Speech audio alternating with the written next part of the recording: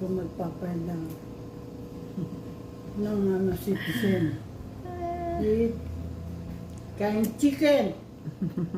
Papay. Sarap. Gusto ko yung mga Paransya din. pakpak. Ayoko na. Konti lang. Paano lang ko, busog talaga ako. Ayoko.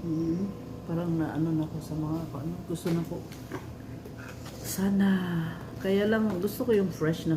Mayroon ng isda na gustong gusto ko doon sa Cebu. Kaya lang hindi kami nagpunta kasi ayaw.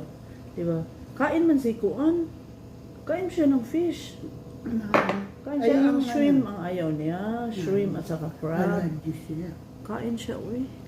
Tiyata. Kaya lang, nag-ano lang ko, baka di niya gusto. Pero, Hindi kay lechon. lechon. Sarap. Natikman niya yung lechon. Yung sibuchon. Uh-huh. Super sarap. Natikman niya. Yeah. Nakapunta na naman siya ng Cebu 2 beses na. Nung Yeah, first, pangalawa yon. Pero yung nakain nila, hindi siya nasarapan. Kaya dinala ko sa ano. Dinala ko siya. Pinatikim ko yung masarap talaga na lechon. Yung girlfriend niya, nagpunta sila. Tapos nung sinabuhi nandun. Pangatlo ng beses yun.